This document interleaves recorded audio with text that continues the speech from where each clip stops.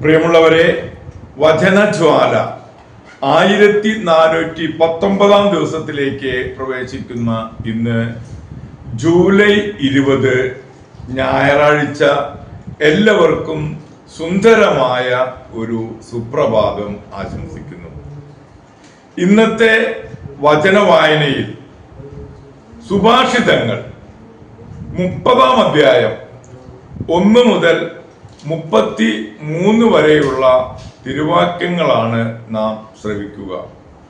പ്രിയരെ, ഇന്ന് ഞായറാഴ്ച ദൈവത്തിൻ്റെ ദിവസം ആചരിക്കുന്ന ഈ പുണ്യസുദിനത്തിൽ നമ്മുടെ ഇന്നത്തെ വചനം നമുക്ക് വായിച്ചു കേൾക്കാം. ആഗൂറിന്റെ സൂക്തങ്ങൾ. മാസായിലെ യാക്കോയുടെ മകനായ ആഗൂറിന്റെ വാക്കുകൾ. അവൻ ഇതിലിയേലിനോടും യുക്കാളിനോടും പറയുന്നു, മനുഷ്യനൊന്ന് കരുതാത്ത മൂഢനാണ് ഞാൻ. മനുഷ്യന്റെ ബുദ്ധിശക്തി എനിക്കില്ല. ഞാൻ ജ്ഞാനം അഭ്യസിച്ചിട്ടില്ല. പരിശുദ്ധനെ കുറിച്ചുള്ള അറിവും എനിക്കില്ല. സ്വർഗത്തിലേക്ക് കയറുകയും ഇറങ്ങുകയും ചെയ്തത് ആര്? കാറ്റിനെ മുഷ്ടിയിൽ ഒതുക്കുന്നത് ആര്? സമുദ്രങ്ങളെ വസ്ത്രത്തിൽ പൊതിഞ്ഞു വെച്ചിരിക്കുന്നതാര്? ഭൂമിയുടെ അതിരുകൾ ഉറപ്പിച്ചതാര്? അവന്റെ പേരെന്ത്? അവന്റെ പുത്രന്റെ പേരെന്ത്? തീർച്ചയായും നിനക്കറിയാമല്ലോ, ദൈവത്തിന്റെ ഓരോ വാക്കും സത്യമെന്ന് തെളിയുന്നു. തന്നെ അഭയം പ്രാപിക്കുന്നവർക്ക് അവിടുന്ന് കവചമാണ്. അവിടുത്തെ വാക്കുകളോട് ഒന്നും കൂട്ടിച്ചേർക്കരുത്. അങ്ങനെ ചെയ്താൽ അവിടുന്ന് നിന്നെ കുറ്റപ്പെടുത്തും, നീ നുണയനാവുകയും ചെയ്യും. 2 കാര്യങ്ങൾ ഞാൻ അങ്ങയോട് അപേക്ഷിക്കുന്നു, മരണം വരെ അവ എനിക്ക് നിഷേധിക്കരുത്. അസത്യവും വ്യാജവും എന്നിൽ നിന്ന് അകറ്റി നിർത്തണമേ. ദാരിദ്ര്യമോ സമൃദ്ധിയോ എനിക്ക് തരരുത്. ആവശ്യത്തിന് ആഹാരം തന്ന് എന്നെ പോറ്റണമേ.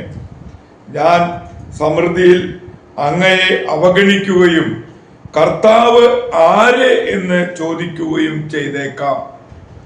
ദാരിദ്ര്യം കൊണ്ട് മോഷ്ടിച്ച് ദൈവനാമത്തെ നിന്ദിക്കുകയും ചെയ്തേക്കാം. ഭൃത്യനെ കുറിച്ച് യജമാനനോട് അപവാദം പറയരുത്. അങ്ങനെ ചെയ്താൽ അവൻ നിന്നെ ശപിക്കുകയും നീ കുറ്റക്കാരനായി കരുതപ്പെടുകയും ചെയ്യും.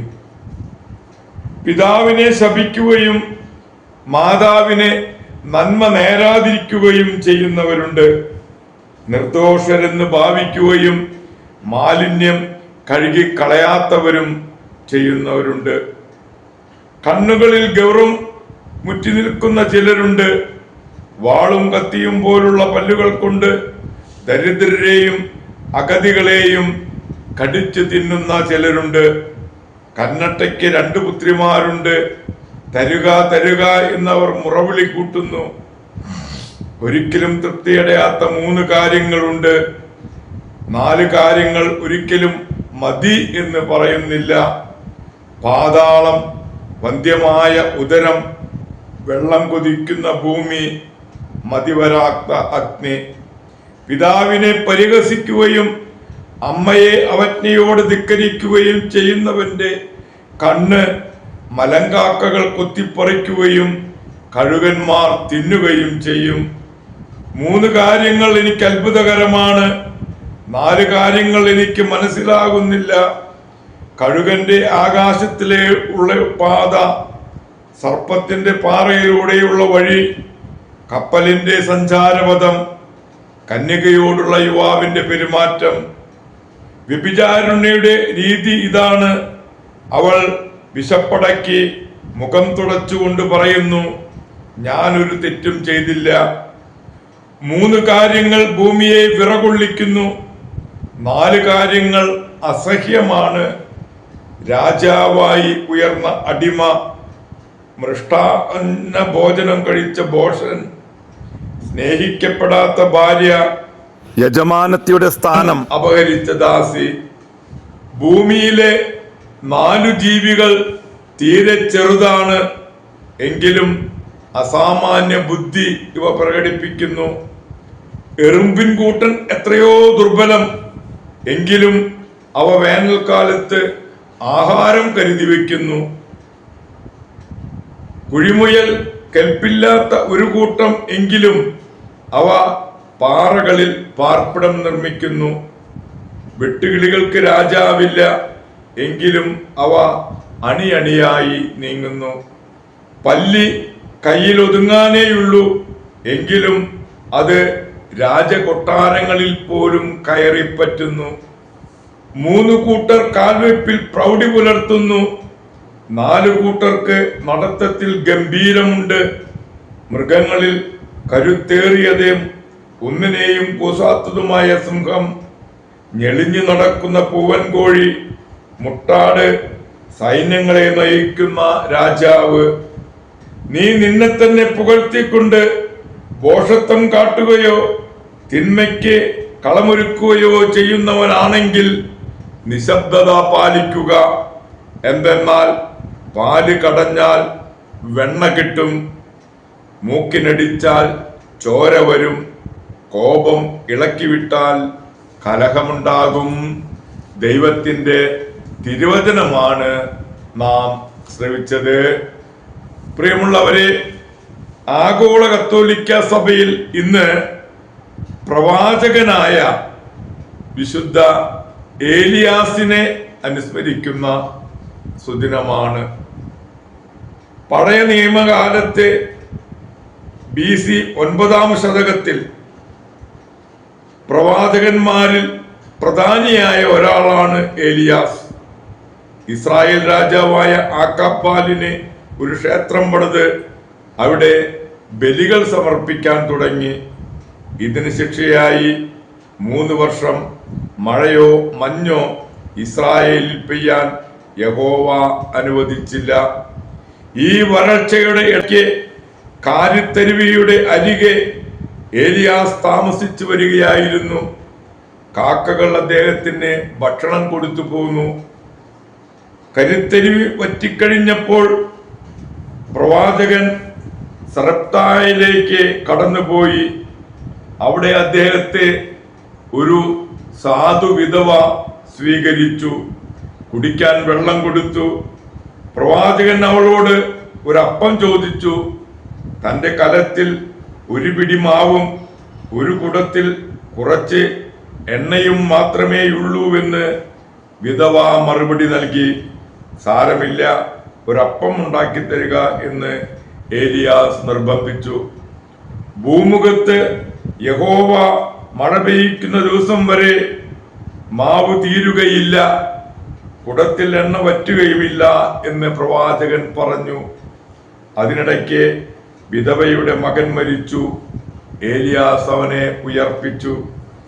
ഏലിയാസ് കാർമലിൽ ബാലിന്റെ പുരോഹിതന്മാരെ ഒരു മത്സരത്തിന് വിളിച്ചു.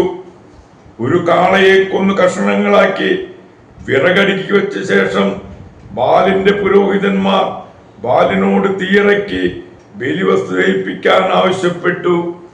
ഒരനക്കവും ഉണ്ടായില്ല. പിന്നീട് ഏലിയാസ് ഒരു ബലിപീഠം നിർമ്മിച്ച് വിറകെടുക്കുകയും കാളയെ കഷണങ്ങളാക്കി മുറിച്ച് വിറകിൽ വെക്കുകയും 3-4 പ്രാവശ്യം 4 കുടം വീതം വെള്ളം വിറകിന്മേലും ഹോമദ്രവ്യത്തിന്മേലും ഒഴിക്കുകയും ചെയ്തു. അനന്തരം ബലിവസ്തുക്കളെ ദഹിപ്പിക്കാൻ ഏലിയാസ് യഹോവയോട് പ്രാർത്ഥിച്ചു. തീ ഇറങ്ങി കാളമാംസം ദഹിപ്പിച്ചു. അന്ന് ഏലിയാസ് ബാലിന്റെ 400 പുരോഹിതന്മാരെ വധിച്ചു. മോശയ്ക്ക് പ്രത്യക്ഷപ്പെട്ട പോലെ ഹോറബ് മലയിൽ വെച്ച് ഏലിയാസിനും ദൈവം പ്രത്യക്ഷപ്പെടുന്നുണ്ട്. നീ എന്തു ചെയ്യുന്നു എന്ന് ദൈവത്തിന്റെ ചോദ്യത്തിനുള്ള ഏലിയാസിന്റെ മറുപടി ശ്രദ്ധേയമാണ്. സൈന്യങ്ങളുടെ കർത്താവിനെ കുറിച്ചുള്ള തീഷ്ണതയിൽ ഞാൻ ജ്വലിക്കുകയാണ്.